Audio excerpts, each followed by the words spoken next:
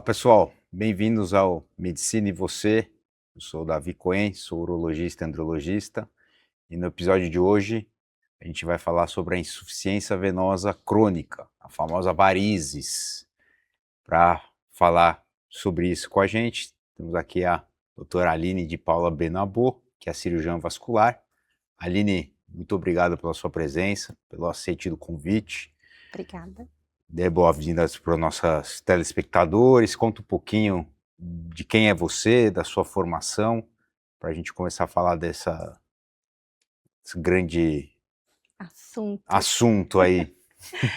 Bom, tudo bem? Sou a Aline de Paula Benabô, sou cirurgiã vascular.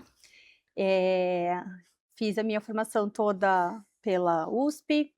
Ao longo dos meus anos de cirurgia vascular, eu fui me especializando na flebologia, que é o estudo e o tratamento das doenças venosas, e me especializei ainda mais nas técnicas minimamente invasivas. Bom, vamos começar? Nesse primeiro bloco a gente vai tentar entender o problema, né? O mapa da mina. Acho que isso que a gente quer aqui esclarecer.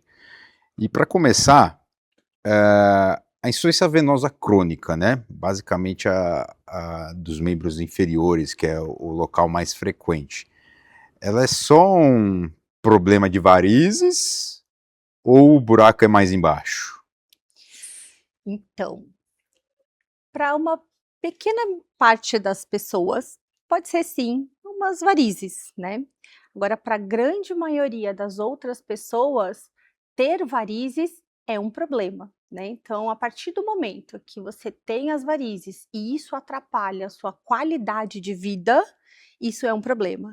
E a grande maioria das pessoas tem esse prejuízo do seu dia a dia, da sua qualidade de vida, seja por dor, por inchaço, por incômodo estético.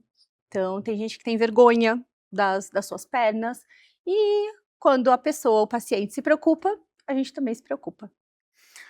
Muito bom. Explica pra gente qual que é a função das veias nos membros inferiores, qual o sistema que tem, né? Superficial, profundo, qual a função de cada um. Explica pra gente entender, para depois a gente ir para o problema das varizes. Sucesso. Eu costumo começar as conversas com os meus pacientes sempre falando que nenhum líquido escorre sozinho para cima, né? Então, os líquidos eles precisam ser levados para cima e a gente tem a nossa altura. Então, para o sangue ir do pé para o coração, ele precisa ser levado. O nosso corpo ele tem vários mecanismos para fazer auxiliar nessa subida do sangue. Então, nós temos bombas nos pés, bombas na panturrilha, bombas no tórax, e dentro das veias, que são o encanamento, né, de ascensão do sangue, a gente tem um mecanismo de válvulas, né? Então, as válvulas funcionam como degraus, onde esse sangue, esse líquido vai subindo por pedaços, né? Então, cada vez que essas bombas são acionadas, elas empurram, elas sugam, e esse líquido, esse sangue sobe um pouquinho, para. Então, ele sobe mais um pouquinho e para, e isso facilita com que esse sangue vença toda essa altura, né? A gente tem, principalmente nas pernas, dois grandes sistemas venosos, né? Então, o sistema venoso profundo, que está embaixo da musculatura da perna, e o sistema venoso superficial, que está logo debaixo da pele, disfarçado no subcutâneo, na gordurinha que a gente tem embaixo da pele, né? E cada um desses sistemas tem uma influência maior ou menor desse mecanismo de bombas. Basicamente isso. Muito bom, não, extremamente didático, foi perfeito. Agora, mantendo a excelência da didática, explica pra gente quando que acontece o problema, por que que acontece assim, fisiologicamente, né, a fisiopatologia, por que que Adoro. não funciona, o que que acontece que essa bomba não funciona? Tá bom. Quase sempre não é exatamente só a bomba que não funciona, mas é o conjunto inteiro que não está no seu melhor, né. Então a gente tem a bomba, a gente tem a pisada, a gente tem a contração muscular, os movimentos respiratórios, a gente pode ter prejuízos ou limitações em cada um desses mecanismos, mas acho que o principal, mais frequente, e aí que vem a doença venosa, varize, que a gente mais conhece, é uma falha nesse sistema de válvulas. Ao contrário do encanamento de uma casa, né, as nossas veias elas são flexíveis, né, então elas não são rígidas. E conforme a gente tem sobrecarga venosa, seja pelo passar do tempo, seja por uma predisposição genética, por alguma doença, tem muitos fatores, a gente fala mais depois. Essas válvulas, elas deixam de se encontrar dentro da veia. Conforme a parede da veia vai dilatando, né, a veia vai ficando, saliente, saltada, dilatada, essas válvulas param de se encontrar e elas param de, vedar a descida desse sangue. Então o sangue que está indo, ele sobe e para naquele degrau, conforme a parede da veia dilata, essa válvula não se encosta mais e o sangue que sobe consegue voltar um pouquinho, que a gente chama de refluxo. Então, esse refluxo acaba sobrecarregando a válvula saudável que está embaixo. E, por consequência, com o passar do tempo, se a gente não fizer nada, a válvula que está embaixo, de tanto ser sobrecarregada, ela também vai adoecer e vai começar a dilatar. Por isso que a doença venosa é uma doença progressiva. E se a gente não cuida, ela só aumenta com o passar dos anos. A fisiologia é basicamente essa. Não, perfeito. Deu para entender perfeito a fisiopatologia, né, de uma maneira bem É. bem didática. Eh, Agora a gente já entendeu, então a gente já sabe o que que é as varizes, a gente já sabe como elas se formam, né, já sabemos como é o sistema venoso e qual a importância dele. Agora o que causa? A gente, o público que a gente sabe, né, o público leigo, geralmente sabe que, meu pai e minha mãe tinha varizes, então eu vou ter varizes. Então a gente sabe que tem um componente genético. É só o componente genético ou tem outras causas? Não, sim e não. O componente genético, ele é um componente muito importante, né, então a gente leva muito em consideração se a sua mãe tem variz, se o seu pai tem variz, se ambos têm variz. Então, essa predisposição genética, ela é muito importante, né. Mas o desenvolver da insuficiência venosa, ela precisa de outros fatores além da predisposição genética. Então, o simples passar do tempo já faz com que as veias vão sendo usadas e gastas, né, então elas vão sendo sobrecarregadas e elas podem, ficar insuficientes. A gente tem hoje em dia, outros fatores que colaboram também, como sedentarismo. Então, o fato da gente ter uma musculatura, então que o nosso sistema de bombas não estar bem treinado, influencia no aparecimento e no desenvolvimento dessa doença venosa. O excesso de peso, então a obesidade, o sobrepeso, a profissão, a gente mudou bastante. Profissão? Profissão, Como assim? Hum, a gente tem uma influência, né, sobre a eficiência do nosso sistema circulatório, ele é diretamente relacionado com a nossa movimentação. E hoje em dia as profissões, o perfil das profissões mudou bastante.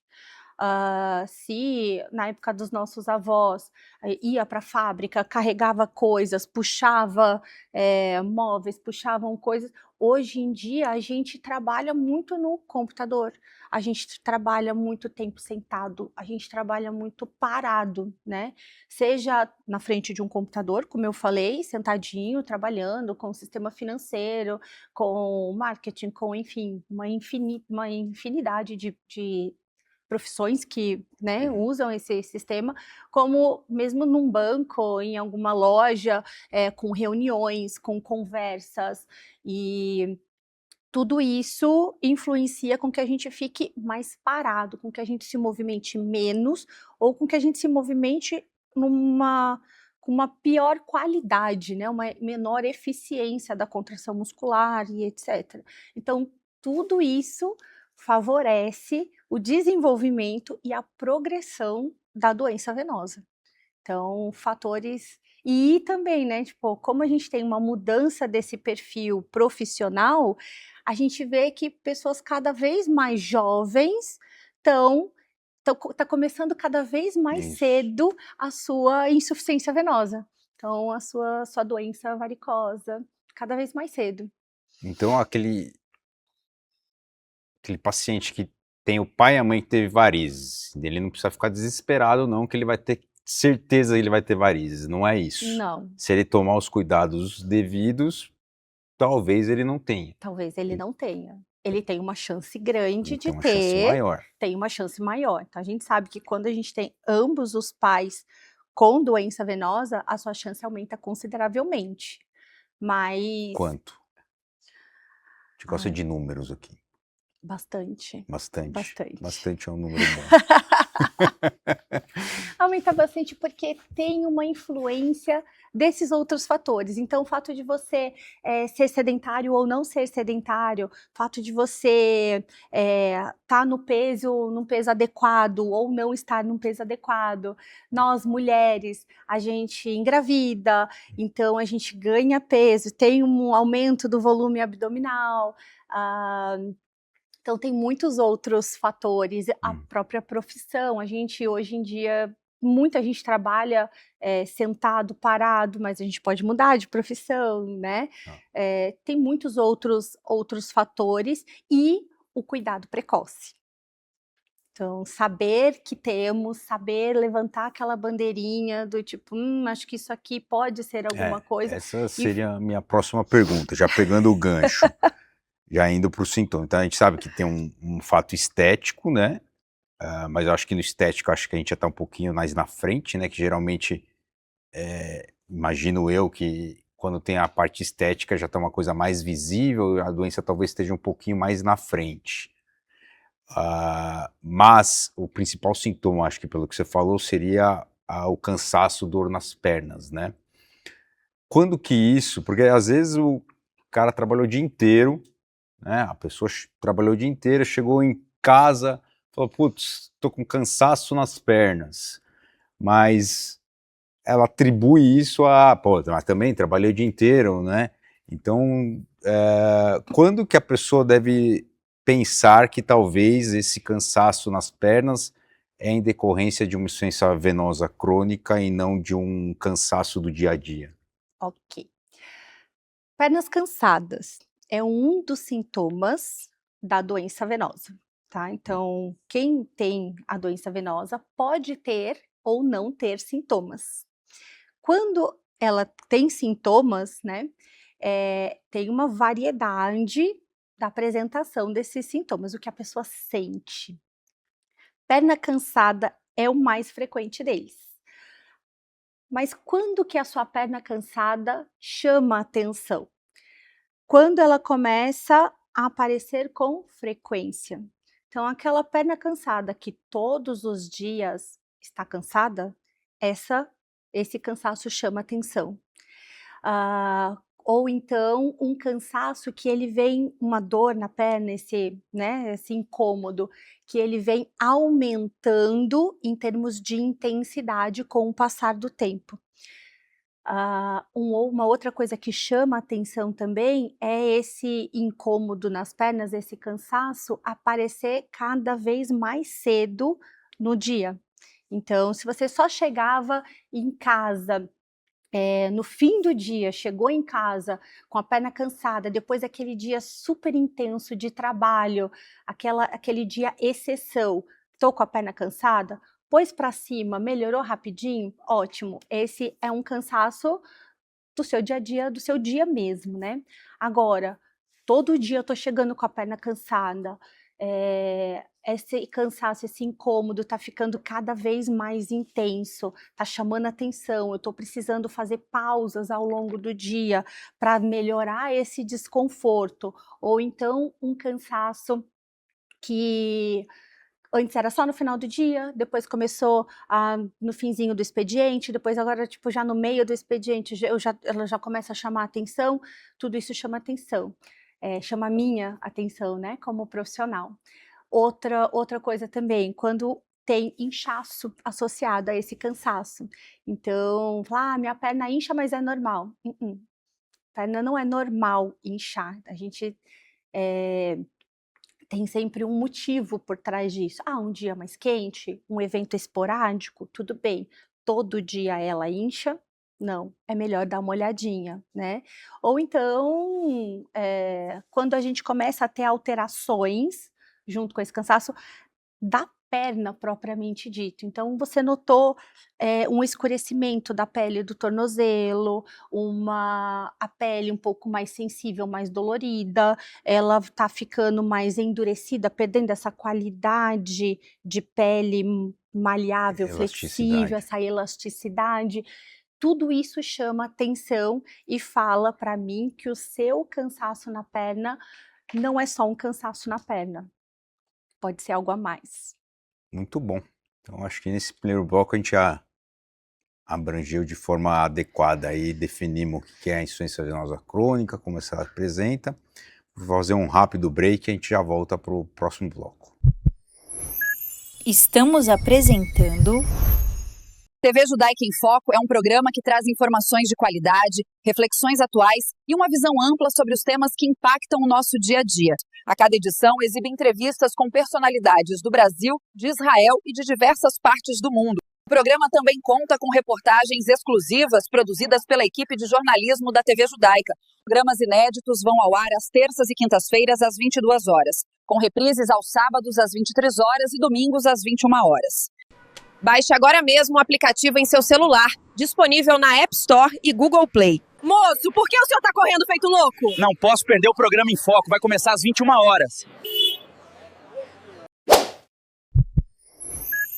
Voltamos a apresentar. Sejam bem-vindos de volta aqui no nosso segundo bloco aqui. Aline, nesse segundo bloco a gente vai conversar um pouquinho sobre o tratamento. Mas antes de entrar no tratamento, só para a gente fechar aquele primeiro bloco que a gente estava falando do diagnóstico, por que ocorre, né, o que são as varizes, como que ela se manifesta. A gente falou, né, que a maioria dos pacientes tem sintomas como o edema, a dor com aquelas características que você comentou, mas vamos supor, pega um cara que não tem muitos sintomas, ele tem uma dorzinha, tem um vasinho ou outro aparecendo, ele tem a vida muito atribulada, ele deixou para lá, deixou a doença correr. Quais complicações pode acontecer se você não tratar a insuficiência venosa crônica? Então, a insuficiência venosa crônica, ela é um problema de qualidade de vida, né? Então, ela traz prejuízos no dia a dia. Ela começa com um desconforto, pode ser dor, pode ser um inchaço discreto, pode ser alguma veia mais aparente, mais saltada. Progressivamente, tudo isso se intensifica, aumenta, tá? Até aí, ótimo, a gente consegue manejar e cuidar com outras medidas, né? Então tem uma parte conservadora nesse cuidado com a insuficiência venosa. Mas a pessoa que não se atentou ou que não priorizou o cuidado das varizes naquele momento, ela é progressiva, então ela não estaciona, ela não regride, ela é sempre progressiva. E com a má circulação, a gente vai tendo prejuízo, principalmente da qualidade da pele. Sempre, primeiro ou principalmente na parte mais de baixo, né? Então a gente vai olhar sempre o tornozelo. Então ele pode evoluir com a dermatite ocre, que é o escurecimento da pele aqui perto do tornozelo, pé, essa lateral. ele vai perder também ao longo desse tempo a qualidade da pele dessas regiões. Então a pele ela vai enrijecendo, ela vai perdendo essa elasticidade, e essa elasticidade ela é muito importante para a gente ter um livre movimento, né? Outra coisa que esse paciente vai perdendo com o progredir da insuficiência venosa são os itens que mantêm a saúde da pele. Então a gente vai perdendo os pelos, porque o folículo vai morrendo, ele morre ao longo do tempo. A gente vai tendo uma pele mais ressecada, porque as glândulas de gordura que nutrem também a pele, elas vão sofrendo alterações. Então, esse indivíduo ele fica com a pele dura, enrijecida, ele não tem a proteção dos pelos, ele tem uma pele seca, isso coça, você pode escarificar, tá? E mais ainda depois, né, dessas mudanças todas na qualidade da pele, o aparecimento da úlcera varicosa. Acho que é o pior cenário que a gente pode ter na insuficiência venosa crônica é a úlcera ativa e, na sequência, a úlcera cicatrizada, porque também já é uma cicatriz num cenário ruim, né? Numa pele de má qualidade, e aí o prejuízo para o dia a dia, para o trabalho, para a qualidade mesmo de vida dessa pessoa fica bem. É bem importante o prejuízo. E trombose venosa pode acontecer por causa das varizes ou não? Sim, pode. Então, a gente tem uma associação de varize, da doença venosa, com trombose, mas ela é bem pequena, tá? Então, como causa isolada de trombose, a varize, ela tem uma participação pequena. Então, em torno de 1 a 3 casos a cada 1.000 pessoas, então 0,01, 0,03, ela é pequenininha. Para a doença venosa leve a moderada, a incidência de trombose é semelhante à da população que não tem variz, tá? Para a doença venosa avançada, mais grave, a gente aumenta de 2 a 3 vezes essa incidência. Mas o mais comum é a pessoa com doença venosa avançada ter a trombose quando ela tem outros fatores associados, né? Então, imobilidade prolongada, uma cirurgia prévia próxima, viagens muito longas, um diagnóstico recente de neoplasia, câncer, obesidade, sobrepeso. Então, tem outros fatores e o próprio histórico, né, de trombose prévia ou de trombose na família. Então, aí essa chance aumenta um pouquinho, mas a variz como causadora de trombose é bem pequenininha. Então, a gente fica sempre atento a esses outros fatores e não deixar progredir, Mas né? seria um fator que ajudaria, né? Assim, associado a outras coisas ajudaria. Sim, Então é melhor não ter. Tem uma relação causal, ela é real. Então, tipo, sim, varize pode causar trombose, e o ideal é a gente cuidar antes para não chegar lá. Entrando um pouquinho no tratamento, então, fala pra gente o tratamento inicial, que é o tratamento mais conservador, né? E quando estaria indicado o tratamento cirúrgico. Não fale quais tratamentos cirúrgicos, você vai estragar a surpresa. Fala primeiro o tratamento, quais só as indicações. Bom, vou começar do começo, então, né? Então, chega um paciente no consultório, tem queixa de dor, a gente tem que avaliar. Então, primeira coisa é olhar, primeiro conversar com o paciente, a gente vai ver que queixas são pertinentes ou não, quantos sintomas mais ele tem que fazem sentido estarem associados a essa insuficiência venosa. O exame físico, ele é importante, tá? A gente eu não abro mão do exame físico, de olhar a veia, de olhar a perna do paciente, olhar por completo. Você está falando isso porque hoje em dia tem que ter ultrassom Doppler, Tem. ou não? O Doppler, ele é um Que ele te ajuda? complemento, Isso. ele completa a minha avaliação física inicial, tá? Então ele é uma ferramenta muito importante para o cirurgião vascular e ele completa. Ele enxerga coisas que eu não enxergo no exame físico, tá? Então, eu vejo o que está na superfície, eu vejo as veias, eu vejo o inchaço, eu vejo a qualidade da pele, mas eu não vejo na profundidade. Não vejo qualidade das veias mais profundas, se elas estão dilatadas ou não estão dilatadas, muitas vezes eu não consigo fazer essa distinção só de olhar. Se elas têm refluxo, se elas não têm refluxo, as veias superficiais, o sistema venoso profundo, que a gente não enxerga mesmo do lado de fora. Então, o ultrassom, ele faz parte da avaliação e do diagnóstico e do planejamento do tratamento desse paciente. Então, assim, o ultrassom é o queridinho do vascular. E por quê? Porque ele é simples de ser feito, ele não dói, ele é rápido, ele é não invasivo, ele não tem radiação e com a melhora dos aparelhos de ultrassom, a gente tem esse recurso disponível já no próprio consultório. Então ele encurta o tempo e já me traz informações muito valiosas para confirmar o meu diagnóstico e para o planejamento também do tratamento desse paciente. Ótimo. É isso. Perfeito. Então, agora entrando um pouquinho no tratamento cirúrgico, a gente vai falar um pouquinho depois das medidas conservadoras aí, mas vamos falar um pouquinho do tratamento cirúrgico agora.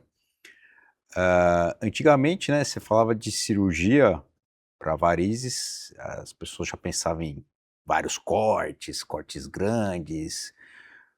Como que evoluiu a cirurgia para as varizes? Como que as técnicas novas trouxeram uma nova abordagem para o tratamento da insuficiência venosa crônica?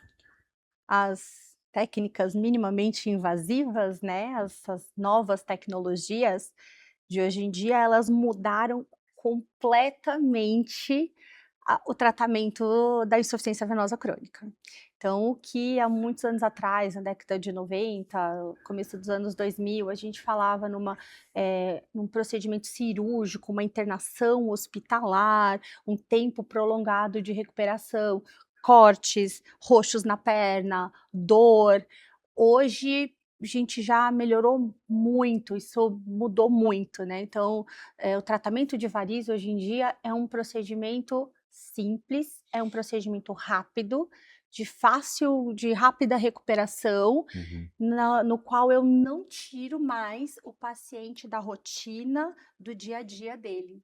Então, eu preciso de um tempo bem curtinho de recuperação, 3, as pessoas mais sensíveis até uns 5 dias, mas eu já devolvo ela para o trabalho, para a atividade física, com pouquíssimas ou quase nenhuma restrição.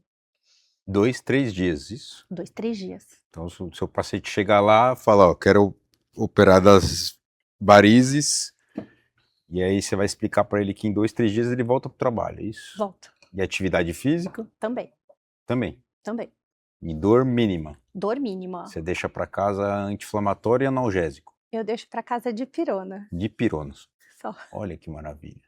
Então, realmente, a técnica minimamente invasiva, as técnicas, né? Um conjunto de... Isso, explica um pouquinho, qual que é? Laser, radiofrequência, como é que... Tem várias, na verdade, né? Então, eu acho que por ter várias opções, eu tenho nas mãos coisas boas para cada tipo de veia, né? Então, para tratar uma safena, uma veia mais calibrosa, uma variz mais grossa, né? A gente tem a técnica cirúrgica ainda, mas a gente tem o endolaser, que é semelhante à radiofrequência, que ele veio substituir ou melhorar, na verdade, o que a gente tinha antigamente da safenectomia aberta, ou seja, a retirada da veia safena. Hoje em dia a gente era muito mais invasivo. Muito mais invasivo. Então você precisava de um corte em cima, um corte embaixo, às vezes um corte auxiliar também no meio do caminho. A retirada, né, dessa veia deixava hematomas, equimose, A equimose são os roxos, né, que ficam na perna. Tudo isso é dolorido. Então, a própria retirada já é dolorida e isso aumentava muito o tempo de recuperação. Hoje, com o endolaser, ou seja, o laser por dentro da veia, a gente queima essa veia, ela é tratada, esse tratamento ele é tão eficiente quanto o tratamento convencional, o antigo, então a taxa de sucesso é em torno de 90% a 95%, tá? Então isso é muito importante, é bem significativo, e ele é feito através de um furo.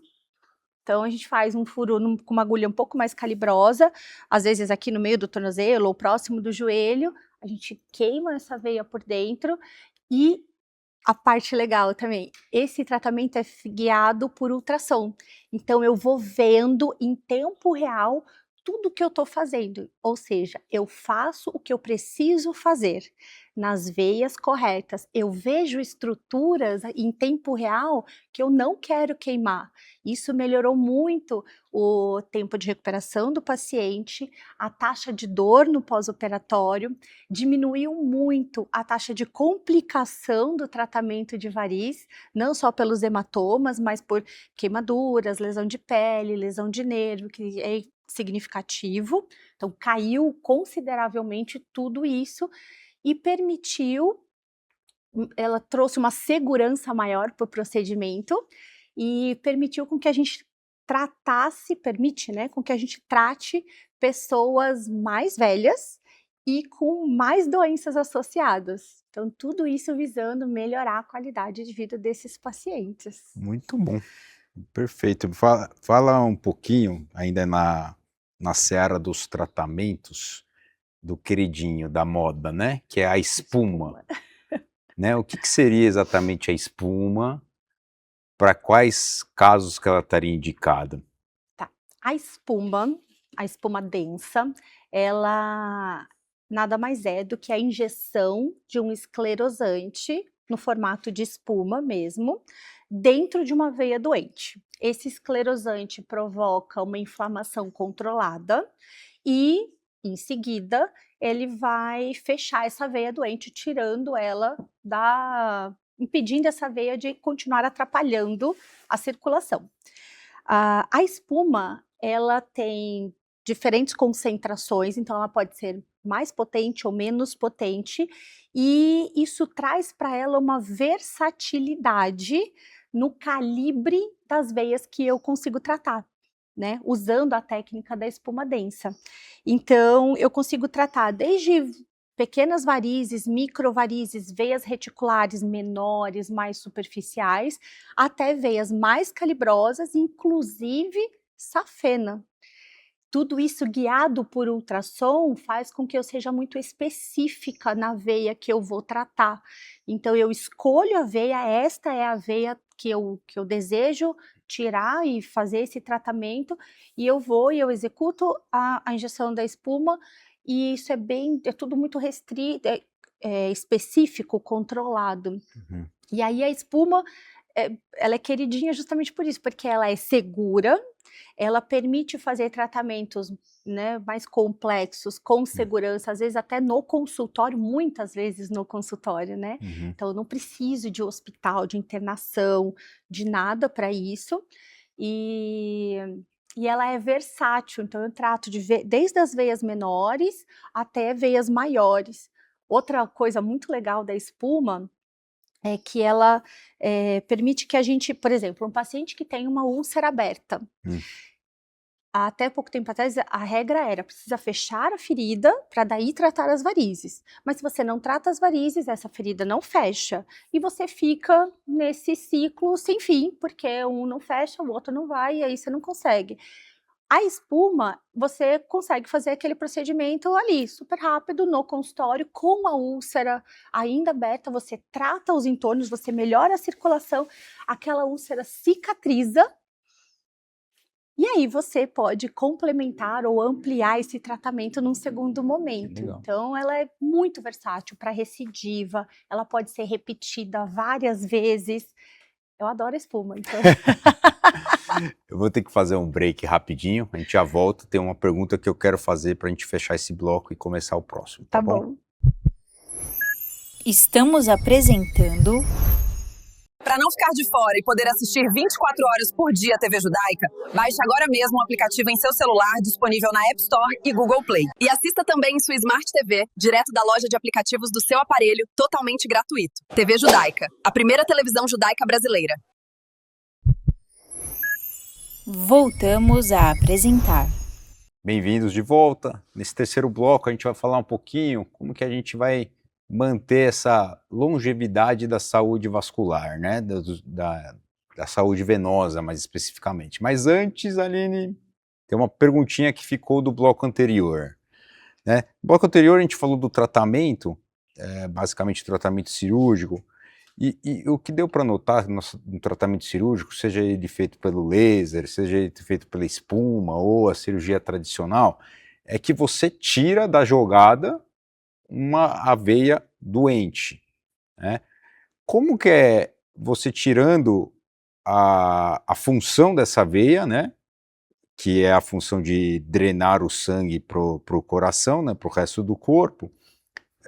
Como que isso é recompensado? Tem problema fazer isso? Porque como que o sangue vai voltar já que você tirou essa veia? Ótimo. Não é à toa que a nossa circulação, ela é chamada de rede venosa. Ela é uma trama venosa. Então, a gente tem muitas veias fazendo essa função de trazer o sangue de volta. Então, quando a gente tem uma veia, uma ou outras ou várias veias que não estão trabalhando direito, a regra é: retire a veia que não está trabalhando direito. Ela vai parar de atrapalhar a sua circulação. Mas e a função dela? Ela vai fazer falta? Não, ela não faz falta na sua circulação. Por quê? Porque a partir do momento que você retira uma ou mais veias, automaticamente aquele sangue vai procurar caminhos alternativos próximos para continuar subindo. E em pouquíssimo tempo, as veias que estavam no entorno, veias saudáveis que estavam ali perto, assumem essa função da circulação.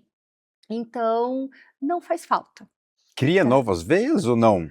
Elas são recrutadas. A gente pode criar novas veias também, então, principalmente na microcirculação, a gente tem o estímulo a fazer novas veias, mas a maioria das veias, elas já existem, elas já estão ali, e esse fluxo ele é redistribuído. Então, elas estavam inativas, assim, ou funcionando muito pouco. Inativas ou não tinham todo aquele volume.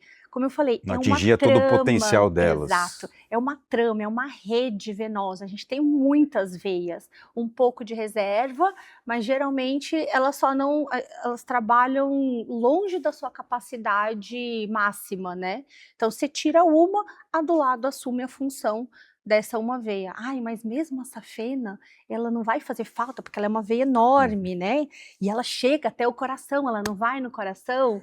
Não. A safena começa aqui embaixo, ela termina na virilha, a safena magna, que a gente tem uma outra safena também, mas ela também termina ainda na perna, tá? E ela faz parte, as safenas fazem parte do sistema venoso superficial. Ele não é o principal sistema de drenagem da nossa perna. O principal, o cara que mais trabalha é o sistema venoso profundo.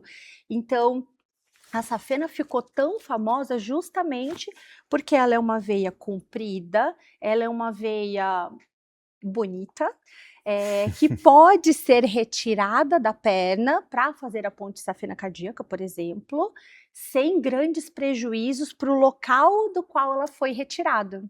Então, por isso ela ficou tão famosa, mas ela não faz falta, a gente não tem prejuízo em retirar uma veia doente. Pelo contrário, a gente tem benefício, a gente melhora a circulação quando a gente tira essa veia ou esse conjunto de veias que estão atrapalhando. Seria a má influência, né? Exato. A gente corta o mal pela raiz. É isso.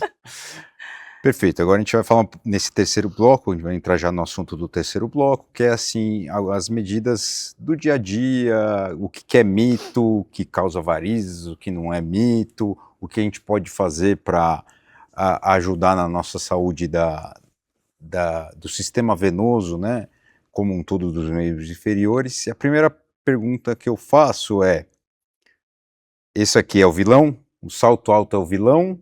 Ele causa as varizes ou é mais como você usa ele, mais comportamental, não é? Ou ele não é propriamente o vilão?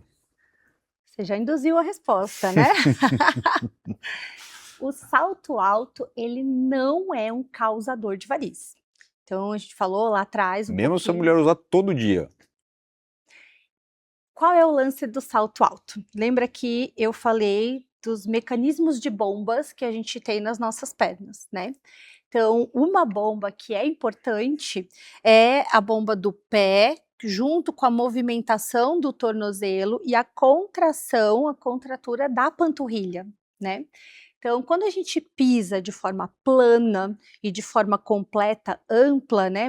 Ampla, eu digo, movimentando o tornozelo por completo, a gente tem uma eficiência máxima desse mecanismo de contração, desse mecanismo de bomba, tá? O que o salto alto faz? Ele estica o pé, então ele já limita um pouco a movimentação do tornozelo e para as meninas, as mulheres sabem que quando a gente está na ponta do pé, a gente já tem uma certa contração, uma certa contratura da panturrilha. Então, esse mecanismo de bomba, ele não vai estar tendo a sua máxima eficiência. Então, o salto alto usado de vez em quando, usado por um período curto de tempo, vai numa festa, temos um casamento, temos alguma coisa, temos um evento, uma reunião pontual, você vai, põe o salto, ele não é tão prejudicial assim, tá? Agora, todos os dias você fica longas horas com o salto, sentado, sem se movimentar, o salto muito alto, com pouca área de apoio, então quanto mais fino o salto, você tem uma área menor de apoio, tudo isso prejudica e limita essa bomba, que é uma bomba importante que a gente tem na perna. Então, o salto em si não é vilão, mas o modo como a gente usa o salto pode ser prejudicial, sim. Então, e o grande lance é movimento. Então, quando limita o movimento, sendo a gente ficando mais parado ou dificultando a movimentação das nossas bombas, isso prejudica. Muito bom. Agora vamos falar de outro, acho que é até mais vilão que o, o salto alto, mas não é nem vilão, né? Ele é para ser o mocinho, né? Que é a meia elástica. Eu amo meia elástica. Para quem está indicado a meia elástica? Obviamente, para quem tem problema de varizes, mas assim, por exemplo, aquele cara que a gente comentou antes, que ele tem a mãe e o pai que tem varizes, ele tem um fator genético importante. Esse cara tem que usar varizes? Desculpa, tem que usar meia elástica? Meia elástica não previne varize. Essa frase é Isso um aí. clássico. A meia elástica não trata varize, a causa, a insuficiência venosa. A meia elástica, ela ajuda nos sintomas. Então, se você tem dor na perna, usa a meia elástica, sua dor deve aparecer mais tarde ou mais suave ou nem aparecer. Se você tem inchaço na perna, use a meia elástica, que esse inchaço vai diminuir ou nem vai aparecer ao longo do dia. Se você tem varize, se você já tem a doença venosa, e você usa a meia elástica no período de trabalho, naqueles momentos em que você vai sobrecarregar a sua circulação, você está postergando, você está lentificando a progressão da sua insuficiência venosa. Então, a meia elástica, ela não previne varize. A pessoa que não tem varize e quer continuar não tendo, só de usar a meia elástica, a gente não liga esses Não 2 recomendo. pontos, não recomendo, não é uma recomendação, tá.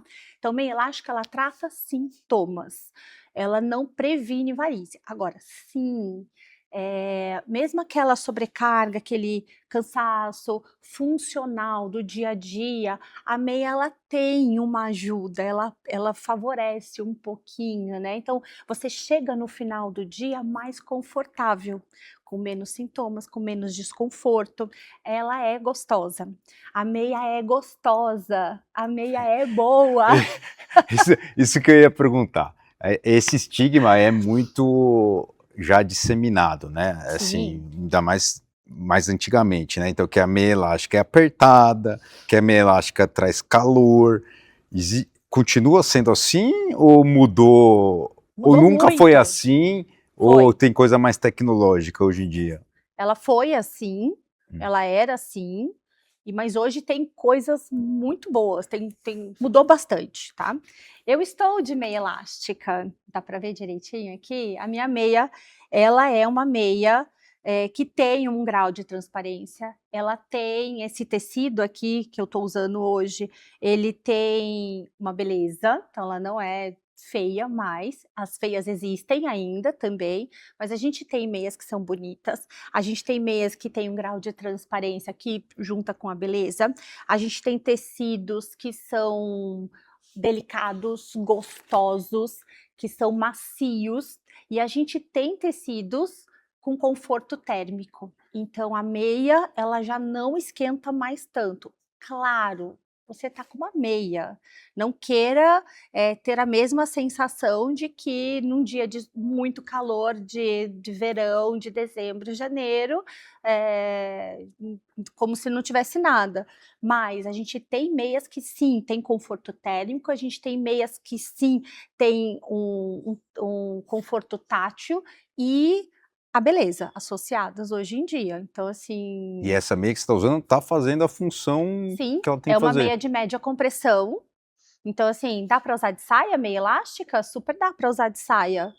Tá aqui, ela tá tratando, ela tá otimizando a minha circulação nesse momento, porque a gente tá aqui sentado com uma pouca movimentação, então a meia tá me ajudando a melhorar sintomas nesse momento. Perfeito. Vamos falar um pouquinho agora sobre alimentação e hidratação. Como que a alimentação e hidratação podem prevenir a insuficiência venosa crônica? Se pode ou não, não sei. A gente não tem uma recomendação de dieta específica para o tratamento de varizes. Tá? Então, ao contrário do que a gente escuta por aí, dieta anti-inflamatória, dieta não sei o quê, nananã, para o tratamento e o cuidado da insuficiência venosa, e nós não temos essa Nem recomendação. prevenção. Não. Então, para prevenir varize ou outras coisas. O que a gente tem? Que uma boa alimentação, uma alimentação equilibrada, uma alimentação saudável, uma boa hidratação interfere diretamente naqueles outros fatores que trazem piora da insuficiência venosa. Então, uma coisa que eu falei, que é a obesidade, o sobrepeso, tem uma influência direta na progressão da doença venosa. Então, se você controla o seu peso através de uma dieta saudável, você vai estar É uma prevenção indireta. indiretamente melhorando a circulação das suas pernas. Aquelas pessoas que, tenho retenção de líquidos, a minha perna fica inchada, vou beber bastante água, diretamente vai melhorar as suas varizes? Não. Mas a gente sabe que uma pessoa bem hidratada tem uma qualidade de pele melhor e isso tem o seu benefício na circulação, mas são benefícios indiretos. De forma geral, coma saudável, beba bastante água para a sua saúde, que indiretamente você vai ter um benefício na sua circulação também. Esqueci de perguntar alguma coisa que possa prevenir a insuficiência venosa crônica? Tem o queridinho dos vasculares, né. Qual que E é? aí é o meu recado, assim, Hum. tipo, movimento, tá. Então, principal cuidado que você pode ter para com as suas pernas, para a sua circulação, é ser ativo. Então, fazer atividade física, fortalecer a sua musculatura. Claro que eu sempre vou puxar a sardinha para o meu lado, musculatura das pernas, mas Academia é bom, então, para sim, perna? sim, sim.